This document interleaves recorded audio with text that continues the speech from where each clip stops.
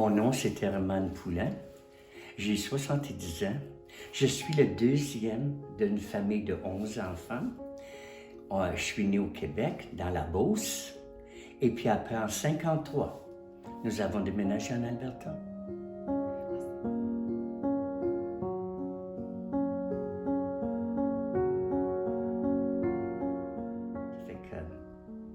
Fait qu'en frais de misère, on n'a pas eu. On a une grosse famille, on avait tout ce qu'il nous fallait. Puis ça, c'est beaucoup de toutes les gens autour de nous. Mais en frais de misère, non. On était tellement choyés parce qu'on avait les Telchamps, les Dallaire, les La Montagne, les Pomerleau. C'était tout notre entourage. Ça. Puis ça venait tout du Québec. Ça fait que tu peux t'imaginer qu'on n'était pas à l'étranger.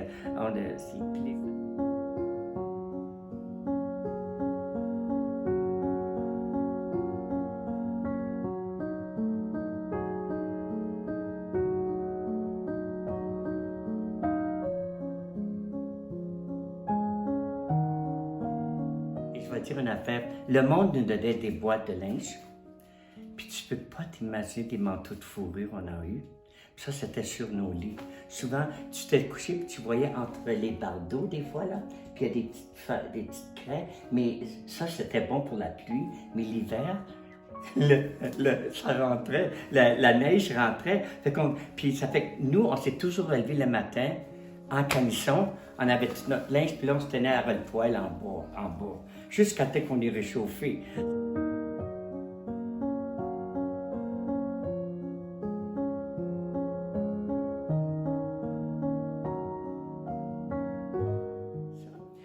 Nous, on a parti pour l'Alberta, puis c'était complètement hors Québec, ça. Ça fait qu'il y avait une tante du Québec, puis le père de ma mère, il a toujours dit, tu vas aller voir comment ils sont eux autres. Et son mari travaillait pour le Canadien Pacifique. Puis ça fait qu'en hiver, au mois de décembre, ma tante Alice est arrivée. Ça fait qu'elle était manteau de fourrure, beau capot. Et puis, elle est arrivée en hiver. Et puis, elle ne pouvait pas se rendre. Les chemins étaient complètement bloqués.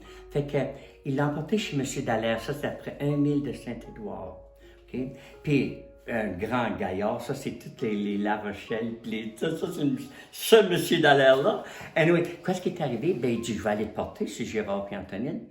Il dit, embarque dans la boîte à grains. Fait qu'elle avait son manteau de fourrure dans la boîte à grains. Il a traversé le champ à travers le champ le soir. Il fallait qu'elle venait du Québec. Il fallait qu'elle ait une confiance, trust extraordinaire.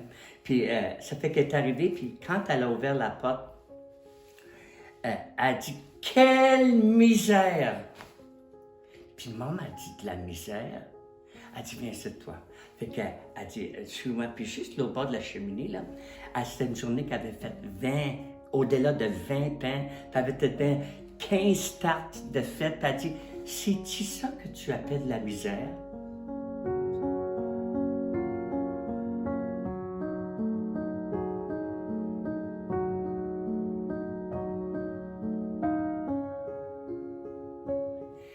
J'ai eu une belle enfance, ok? Aussi, j'ai eu, mes premières années d'école étaient extraordinaires. Okay. Tout en français, à Saint-Édouard.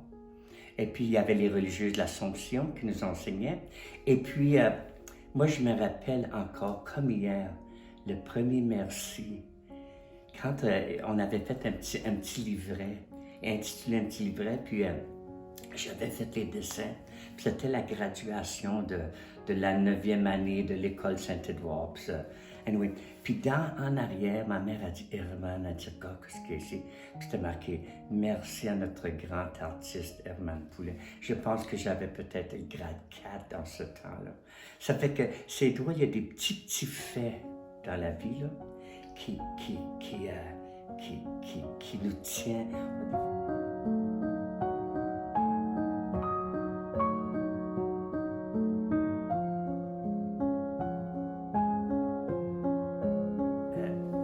Quand on dit la confiance, je dois remercier ma communauté, la CFA, le soutien de notre communauté, parce que je dis toujours merci d'avoir eu un peu de confiance. Parce qu'on commence toujours, disons, par page blanche, mais cette page-là se remplit, tu sais, ça fait que...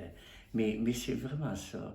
La confiance en soi, mais c'est les autres qui te la donnent, tu sais. Ça vient pas juste d'ici, tu sais. Sais-tu quoi? On est étudiant de la vie encore jusqu'à 70 ans. Puis si tu mets un petit peu de confiance, tu me donnes de la force d'aller dans notre imaginaire. Puis je pense que c'est ça qu'elle veut.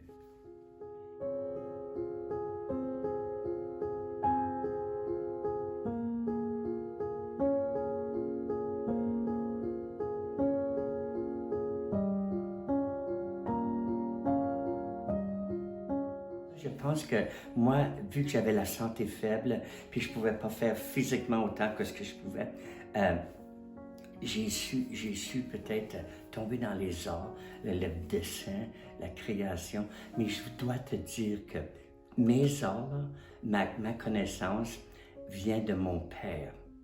Et lui avait la manière de simplifier tellement les choses que tu ne pouvais pas faire que comprendre. Puis je me rappelle quand mon père dit regarde une petite sculpture, puis on allait chercher un petit peu de boue, on dit un petit peu, ça c'est la tête. Puis il dit la poitrine, deux petites comme ça. Et puis après ça, puis il dit quand on va faire les mains, puis c'est une petite couleur. Puis là, on avait tout ça ici, la terre, dans la boue, dans la glaise.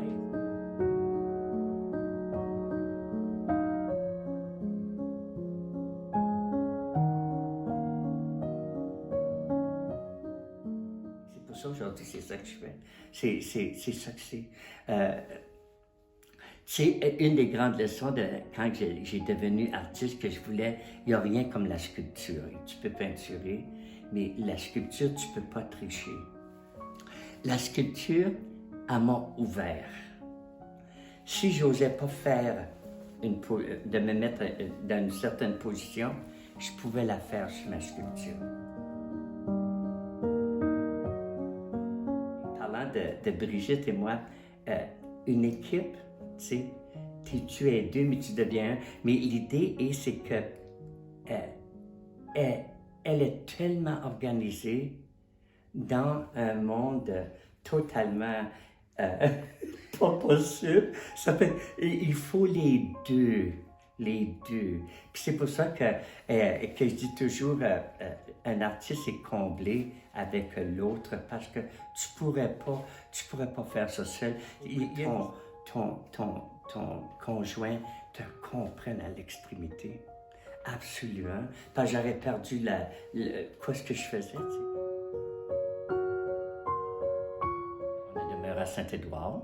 On a une jeune famille, une famille grandissante. Dans 5 ans, on avait 4 enfants. Et puis, c'était une belle petite besogne. Puis moi, quand j'ai revenu à Saint-Paul, j'ai travaillé pour le ministère de la Poste pour 31 ans et demi. Puis je suis très, très fier de mes enfants. Ils sont tous casés, sont établis. Et ils ont gardé le français. Ils ont été à l'école du sommet, les écoles francophones. Et puis, je suis vraiment fier d'eux. Ils ont tout le journalier, le petite besogne, mais ça va bien. Le projet qui m'a touché vraiment, c'est que moi, j'ai appartenu à Réconciliation Saint-Paul, avec les Premières Nations, c'est ça. Puis moi, j'ai demandé à une elder, une femme, qui dit « Où dois-je commencer? » Puis elle dit « Herman, elle dit reconnaître le cercle. Reconnais le cercle. Ensuite, tout va se mettre va s'établir. Toi, tu es ici. Comme ça. Ensuite, il y a ta famille. Je me rappelle pas de... Oh, ici! Tiens! Ensuite, ça, c'est ta famille ici. OK.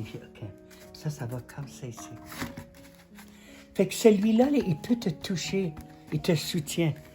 Ça, c'est ton cercle immédiat, là, tu sais. Ça, c'est ta formation. Ça, c'est ton être, OK?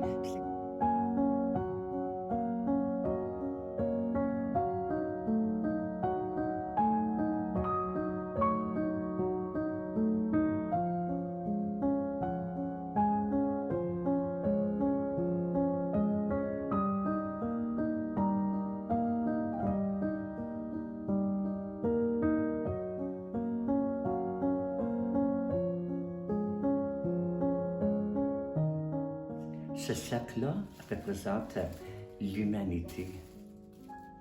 Moi, j'ai été dit ça, puis moi, j'avais jamais pensé au-delà de ce cercle ici, puis dans ma petite communauté, ma petite famille. Puis il dit, non, non, non, il dit, ça, c'est pas l'histoire du cercle, c'est l'histoire de l'humanité.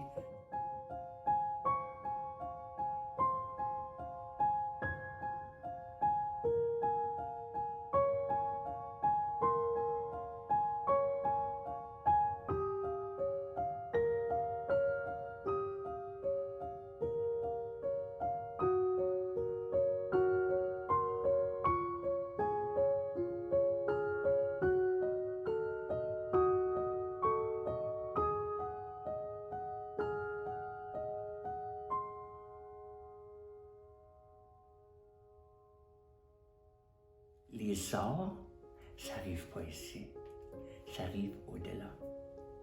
C'est pour toi, on est constamment en état d'action de grâce. Tu dis, hey, merci de m'avoir fait l'outil pour accomplir ça. Et puis, à la fin de ta vie, là, c'est pas ce qui est ici dans tes mains qui compte, c'est le sourire sur quel un visage. C'est ça. C'est pour ça qu'un artiste a tellement de la misère à une redevance pour un projet. Parce que si je vois que j'ai pu accomplir ta vision, et puis tu as un sourire, ça c'est moi je suis comblé. Je pense que tout ça vient d'un cheminement de silence, un cheminement de recueillement, un cheminement d'être ensemble,